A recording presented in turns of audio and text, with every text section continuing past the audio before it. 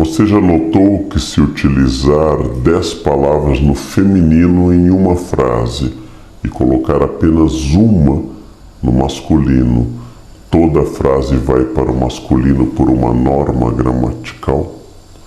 Você já percebeu que se um homem tiver vida sexual ativa, ele será chamado por palavras elogiosas, tigrão, garanhão? E já percebeu que uma mulher na mesma situação será chamada por palavras pejorativas, galinha, piranha? Misoginia, o pai de todos os preconceitos.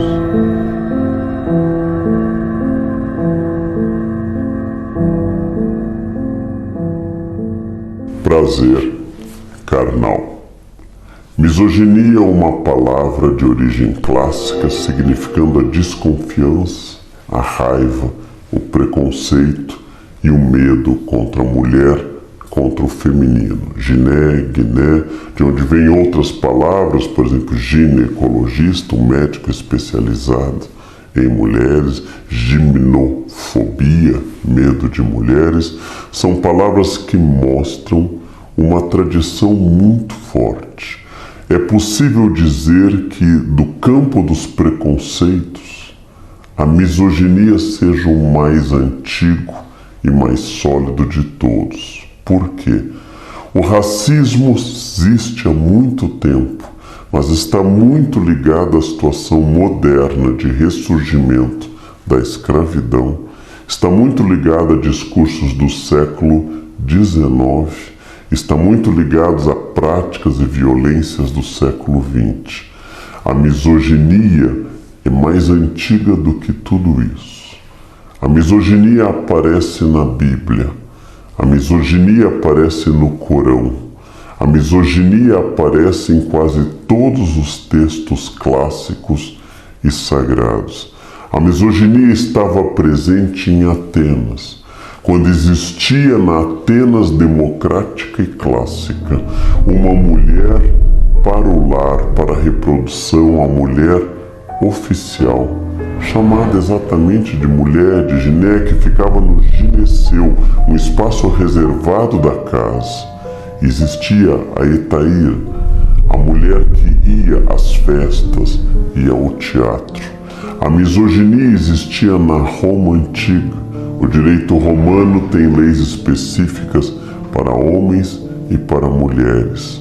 São excepcionais as situações em que uma mulher assume o poder no Egito Antigo. Temos essa situação, mas ela é excepcional. Os discursos contra a mulher, os discursos que insinuam que a mulher seria racionalmente inferior, seria mais instável, seria atacada por maior fragilidade. Aquela denominação que criou a expressão sexo frágil é muito antiga, pertence a muitas sociedades e dominou em quase todas as sociedades. Dessa forma, nós podemos chamar de misoginia como o sentimento negativo que gera muitos outros sentimentos. Vou dar um exemplo. Muitas vezes a nossa sociedade é preconceituosa com os homossexuais, mas especialmente com os homossexuais que se pareçam mais com o estereótipo do feminino. Por quê?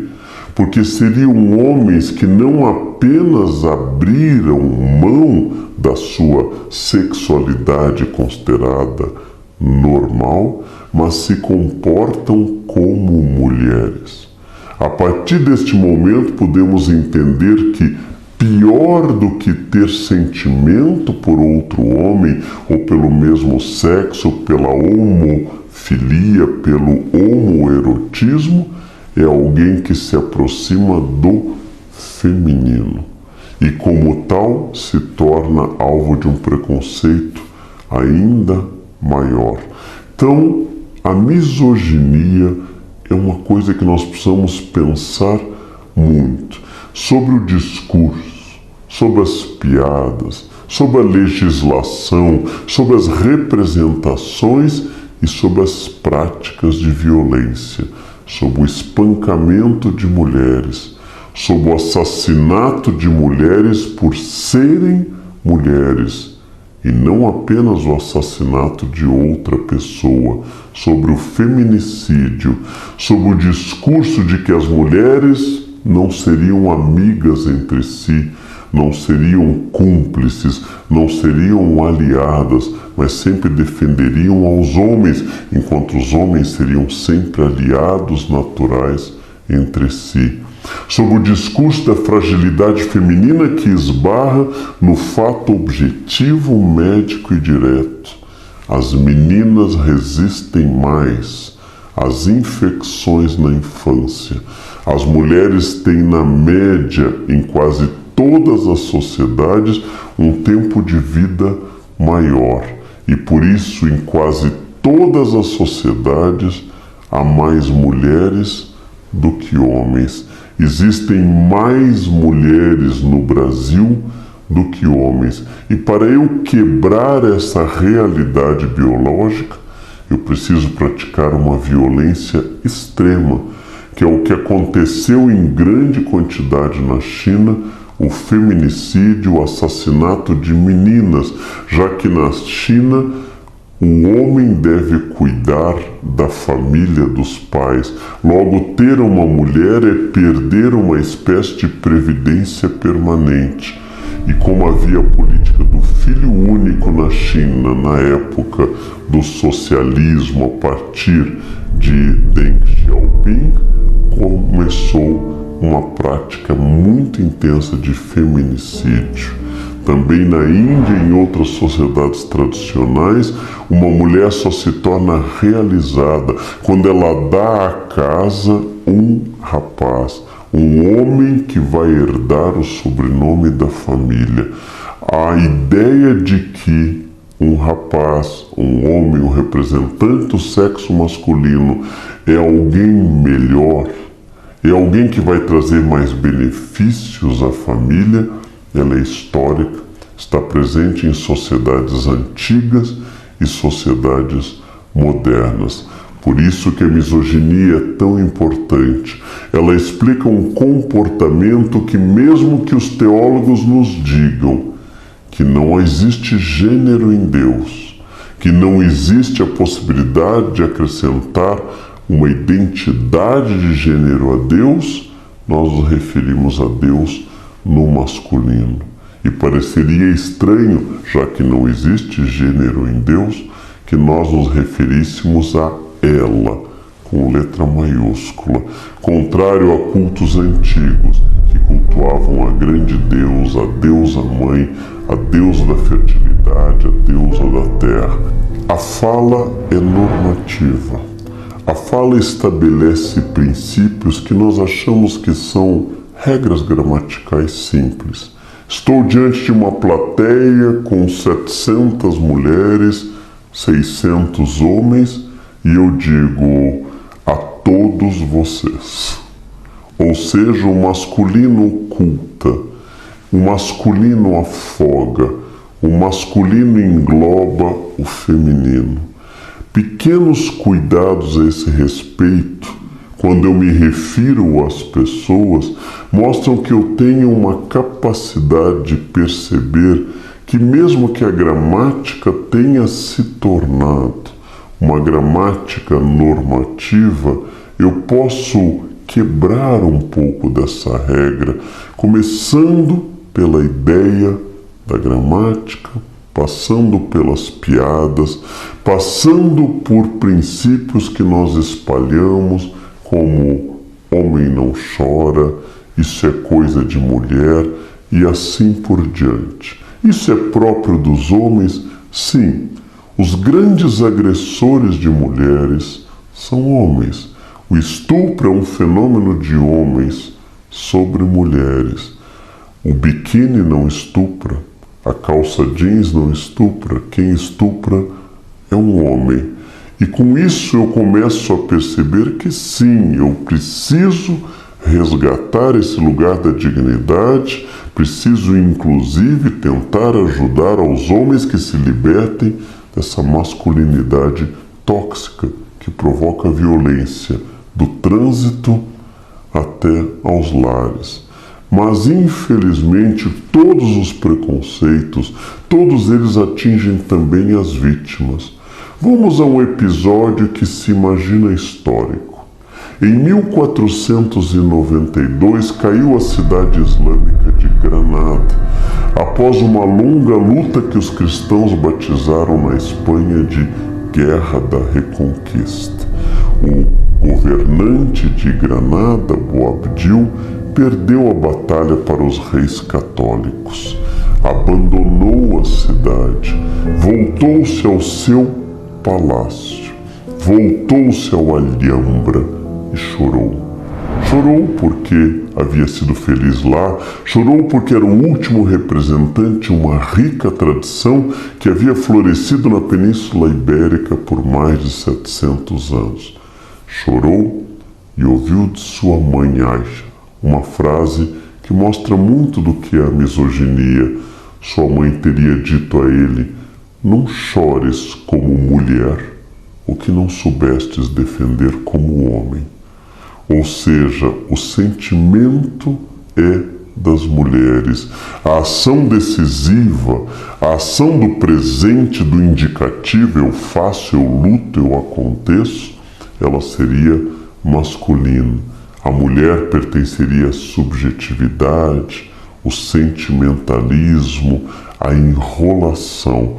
Essa pequena frase histórica mostra que mesmo uma mulher pode incorporar o sentimento misógino. É preciso educar desde cedo as pessoas para que elas não façam essa diferenciação. Somos biologicamente diferentes.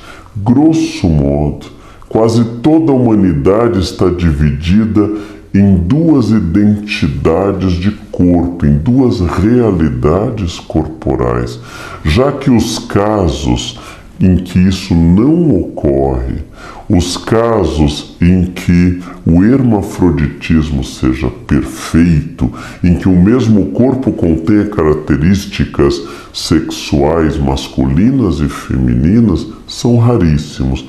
Vamos considerar que na maioria absoluta da humanidade nós temos então o masculino e o feminino. Essa realidade física é existente, mas atribuir a ela comportamentos específicos que as mulheres seriam naturalmente protetoras, estariam inclinadas à maternidade em função do seu corpo, dos seus hormônios, enquanto os homens seriam instintivamente objetivos, agressivos e competitivos, que à mulher caberia o lar, que ao homem caberia a luta da rua, que a mulher poderia ganhar menos, como alguns acham, e que ao homem caberia ganhar mais pela responsabilidade do lar, são derivações fantasiosas que a cultura vai criando a partir de uma realidade biológica. Quando algum conservador lhe disser, mas homem é homem e mulher é mulher, o primeiro impacto que essa frase tem é como uma questão histórica. Homem é homem a partir de uma realidade histórica e social. Em determinado momento da corte francesa, o cuidado com a maquiagem, com as meias de seda, com as plumas e com o veludo era maior em Luís XIV do que em sua esposa espanhola.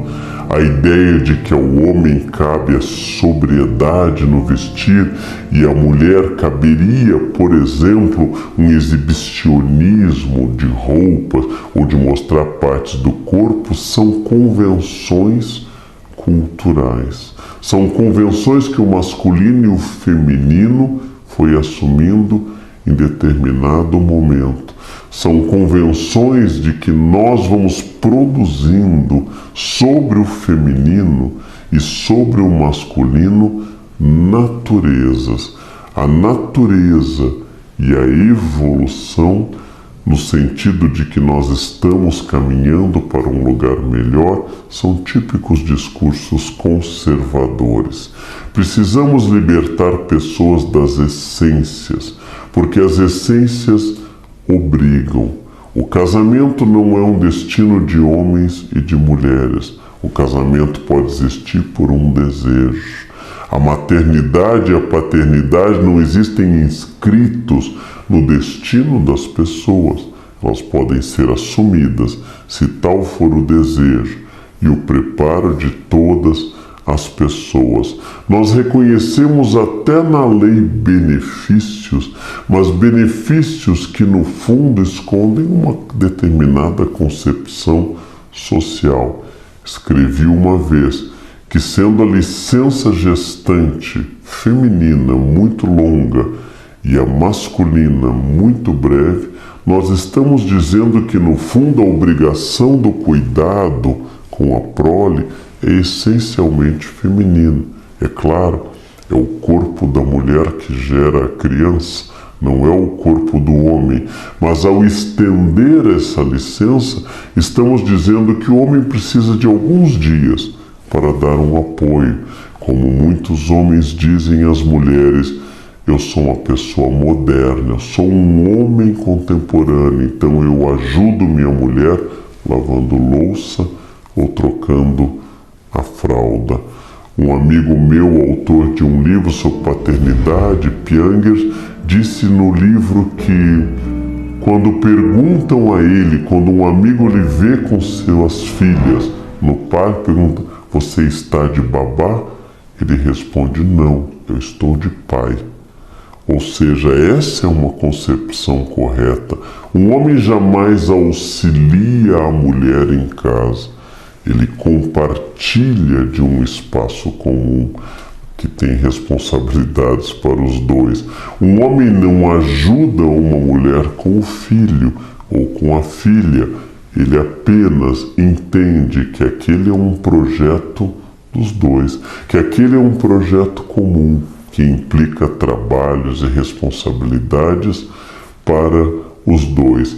Vamos incorporando como natural todas as coisas que foram produzidas pela história e pela cultura.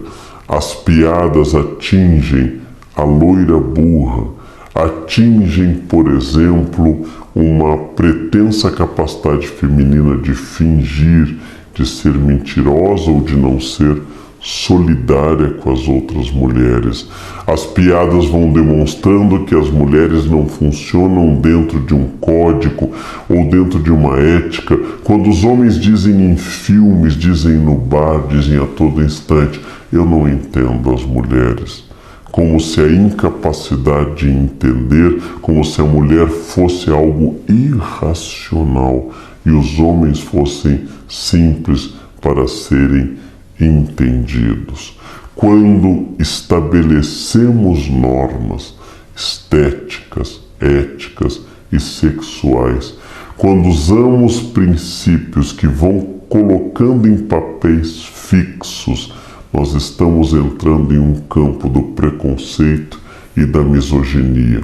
Já seria terrível se fosse apenas assim. Já seria um desvio da língua, da história e da sociedade e às vezes até da lei. Da lei que criava normas, às vezes para proteger a mulher, mas que nascia de uma concepção da inferioridade feminina. De uma lei que regra no decálogo que eu não posso cobiçar nem os animais, nem a casa, nem a mulher, nem nenhuma das coisas do teu próximo, porque os animais, a casa e as coisas e as mulheres são reificados, res em latim coisa, ou seja, são transformados em objeto, e esse objeto pode ser deslocado, possuído e assim por diante.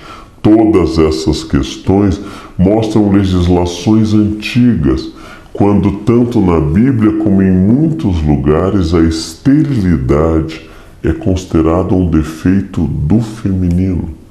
Quando a esterilidade, que naturalmente pode ser masculina ou feminina, é considerado uma questão da mulher e é um motivo para o afastamento da esposa, inclusive na Bíblia. A mulher não gerou filhos, pode ser afastada. Todas essas questões mostram um universo muito amplo da misoginia. Não bastassem piadas, não bastassem expressões, não bastasse o fato de que eu considero a mulher mais frágil, ainda existe a agressão. No Brasil, a Lei Maria da Penha trouxe uma luz sobre a extensão da violência doméstica. Mulheres agredidas não por estranhos, não agredidas por alguém de fora, mas dominantemente pelo seu próprio companheiro. Mulheres que são assassinadas por serem mulheres, não para se retirar dela um bem, que seria um roubo, não para se retirar dela um valor, que seria simplesmente um roubo seguido de morte, um latrocínio, mas por serem mulheres, por provocarem pretensamente o ciúme nos seus companheiros, por serem alvo daquele humor que ataca, que destrói e que se transforma em violência. E a Lei Maria da Penha no Brasil trouxe à tona esse feminicídio e essa violência permanente contra as mulheres.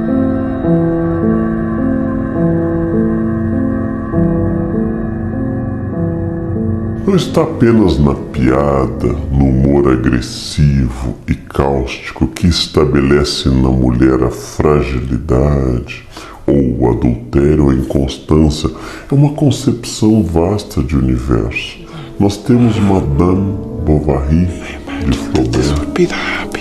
Nós temos Dom Casmurro, que mostra Capitu como uma mulher inconstante. Nós temos Ana Karenina de Tolstói, colocam então a mulher como foco do adultério, como a Eva, aquela que tenta, aquela que tira o homem do seu destino original e da sua capacidade de decisão. É uma concepção de mundo que começa na literatura, no humor, começa nas piadas, começa nas representações, começa na exploração do corpo feminino, muito utilizado pela propaganda, da associação da cerveja com a mulher, com as formas físicas desejáveis, ou seja, daquilo que eu posso me apropriar e tomar, e chega, enfim, a parte mais terrível, a parte da violência, a parte do preconceito, a parte do assédio no trabalho, a parte da ideia de que a mulher deve ser elogiada esteticamente e não o homem, a parte de que a mulher deve ser celebrada pela sensibilidade, celebrada pela afetividade e não pelo profissionalismo em si. Essa é a parte em que a mulher encontra de forma real e não apenas simbólica na representação a violência. Todas as mulheres já sentiram em algum momento da sua vida alguma palavra, algum gesto que a fez com que essa mulher se sentisse menos incluída, francamente excluída ou até agredida. E muitas vezes o discurso masculino se reveste de um deslocamento de onde está a responsabilidade, dizendo: se você não quer ser atacada na rua, não se vista assim. Ou seja, que caberia ao homem sempre o ataque, a iniciativa, a agressão, bastando a mulher dar motivo para isso. Essa é uma síndrome de Eva permanente. É uma síndrome denunciada pelo pensamento feminista que tem origens antigas, mas podemos pensar desde Olympe de Gouges, na Revolução Francesa, que foi decapitada durante o movimento francês porque havia feito uma declaração dos direitos da cidadã e não apenas do cidadão. No século XIX, quando Flora Tristan, na França, a avó de Gauguin, produz um pensamento feminista muito consistente e várias outras militantes. No século XX, quando as sufragetes, mulheres que foram às ruas para falar do direito ao voto, do direito da mulher ser um ser humano que pode escolher os seus governantes, e foram atacadas na França, na Inglaterra e no Brasil. This is a deliberate escalation. This has to stop.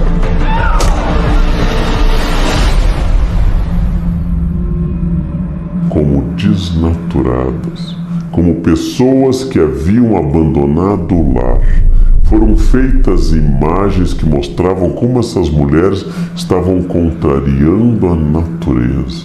Quando a Constituinte de 1891 no Brasil debateu o direito ao voto feminino, que não existia e continuou não existindo até o Código de 1932 no Brasil e a Constituição de 1934, quando a Constituinte da República disse: haver voto vai provocar dentro da família a dissensão, vai provocar dentro da família o debate, e a família pode ser destruída por esse debate.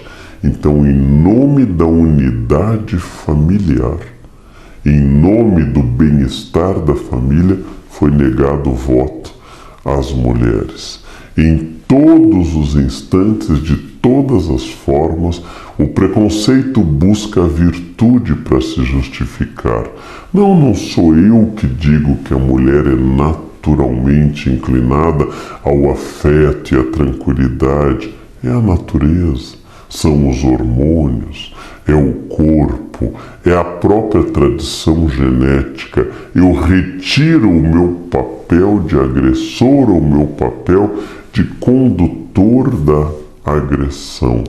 Em um país em que a maioria da população é feminina, nós temos que estabelecer leis para que os partidos escolham uma mínima cota de mulheres como candidatas. Nem no Supremo Tribunal Federal, nem nas reitorias das universidades, sequer no campo educacional, onde os homens não são a maioria numérica, nem no campo educacional as mulheres são, na mesma proporção que os homens, ministras da educação, reitoras, juízas e encarregadas de quaisquer coisas, nem no Congresso, nem no Senado, onde há várias e notáveis mulheres no Brasil, chegam sequer à metade que seria desejável. Tudo isso eu estou dizendo para mostrar como essa subrepresentação nasce também de um preconceito, nasce também de uma atitude de exclusão. E aí a misoginia combinada com outro preconceito, que é o racismo, produz uma vítima ainda mais fragilizada, que é a mulher negra. A mulher negra recebe contra ela ataques de duas grandes frentes, a frente racista e a frente misógina. Dentro da misoginia presente e universal, existe uma divisão da misoginia combinada com o racismo que torna a mulher negra, moradora de uma comunidade, como o alvo mais fragilizado que nós podemos conceber na nossa sociedade. Dessa forma, eu estou tocando uma grande questão que todos temos de enfrentar.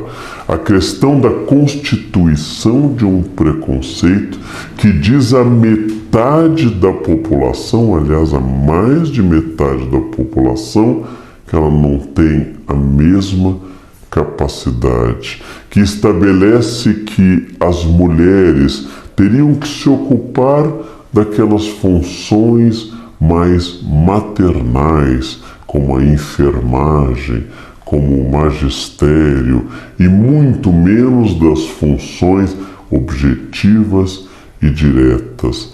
Nós precisamos repensar desde a maneira de utilizar a língua, até a maneira de eu me referir às pessoas, até a inclusão numérica e simbólica, porque o feminismo é um sentimento que não deveria estar hoje limitado apenas às mulheres adeptas, praticantes, estudiosas e seguidoras do feminismo.